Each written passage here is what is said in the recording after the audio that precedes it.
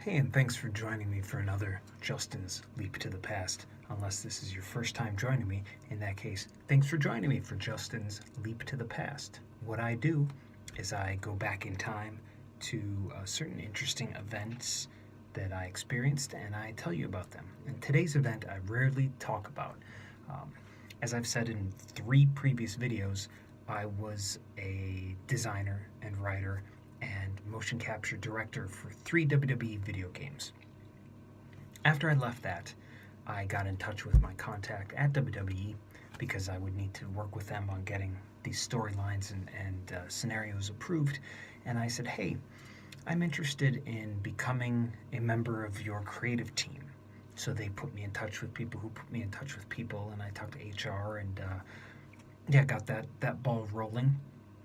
And then I think when WWE was in town in LA where I was living, I went to see two of the head writers, Brian Gerwitz, who I had met before, and another writer, I forget his name, but went to some, I think, like satellite office of WWE that they had in Los Angeles and met with them and had a pretty good interview. Left, and then maybe a few weeks later they said, well, we want to fly you out to Connecticut to meet at WWE headquarters to have a face-to-face interview with some of the other people here. So I was pretty pumped up, excited to do that. I had really not spent a lot of time in New York. That's where I flew into.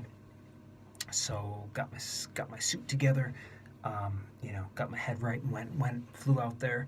Um, they got me a car, whatever. Got to WWE headquarters, cool building. First time being there, of course.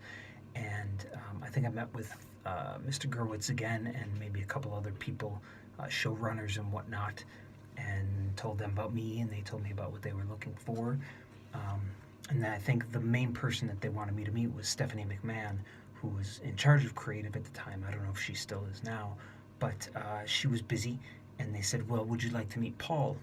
Because we have a little extra time. I said, yeah, sure. So I went into Triple H's office and kind of hung out and talked to him for about 20 minutes. Super personable guy from my experience. Big dude, of course. I mean, he's one of the best pro wrestlers that have been around. He and I talked about, I remember at the time, Randy Orton had done an RKO on Mark Henry, and I think he was a little frustrated in the match leading up to that. So when he did the RKO, he jumped up and did the splits, like he touched his toes with his hands, and it was kind of a wacky thing to do. But I think I had mentioned that to Paul, and Triple H said, yeah. After he got back, I told him, you shouldn't have done that because Vince is going to want you to do that every time. And then I think at that point, Karma or Awesome Kong had left because she was pregnant. And I think I think I had brought up that she had a wardrobe malfunction at Impact when she was at TNA Impact. And, that was kind of interesting. I don't think he had heard of that one. But then my time was done there, and I went in to talk to Stephanie. And one of the things that I remember her saying to me is she went, I've seen your samples. You're not as good as you think you are. And I said, okay, I respect that opinion. And now I wonder if it was a test, because you hear that they don't want yes men, but first off, I'd been a writer for a long time, so I knew not to be too married to my work, especially when it's not something that I'm just doing for myself. So I can take that criticism and not get too quote unquote butthurt about it. But was I supposed to defend myself and go, well, yes, I am. I'm better than anybody here. Was I supposed to blow up? I don't know, but I handled it respectfully how I thought I should. But Stephanie and I had a good talk.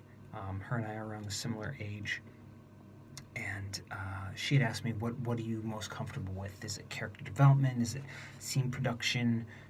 What is it? I said, to be honest, in the video game, I kind of did all those things, and I love doing all of them. So really, anywhere that you'd want to slot me in, I think I could do that and help the product.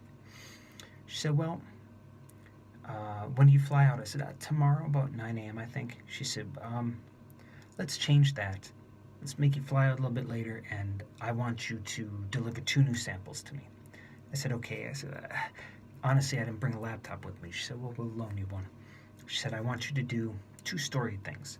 I want you to come up with a solution for the Raw Anonymous General Manager, which many of you people remember, and I want you to come up with something on your own.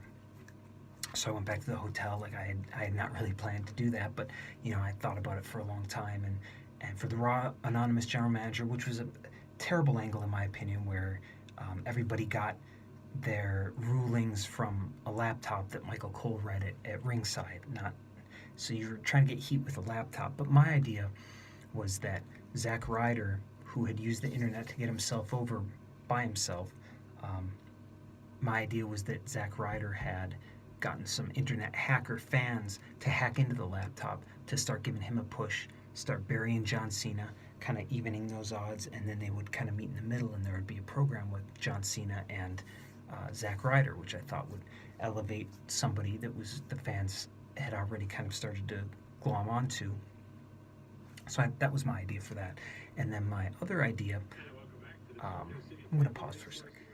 And my other idea dealt with the thought that there were no big men in wrestling anymore. You used to have your King Kong Bundys, your Bam Bam Bigelows, your big dudes. And really at that point, Brodus Clay was just about the only stereotypical big wrestler dude that was around. So I thought, let's elevate him and let's make him a heel and have him kind of call out fans for the hypocrisy that they don't want to see a overweight person on TV, even though they at home are overweight people themselves. So kind of get enraged at the hypocrisy of the fans. And I thought what we could do was, at the time, Booker T was a commentator, but of course very legitimate, very respected. We could have Booker T kind of try and mentor or try and calm down Brodus, kind of call him on his BS with the tough love thing. And then, of course, Brodus would turn on him and beat him down, and that would kind of start Brodus's heel run. So I sent those to WWE and I flew back home. I don't think I went back to the office that day, but maybe I did. Um, I don't quite remember. But then it was the waiting game, and I finally received a call from HR, from the WWE HR person who I'd been working with, who's a super nice guy, and he was really upset. Justin, I'm sorry, they weren't gonna go. They're not gonna go with you. I thought they should have. I really liked your Zack Ryder story. I was like, well, thank you. He was kind of more upset about it than I was at the time. But I was a little upset too. I don't know if I would have loved that job, being from a pro wrestling background and having the kind of passion for pro wrestling that I do. I don't know if working at WWE would have been a good fit for me, but I definitely was willing to give it a try. And then, amazingly, about 10 days later, I got called in to audition for a play that was pro wrestling based.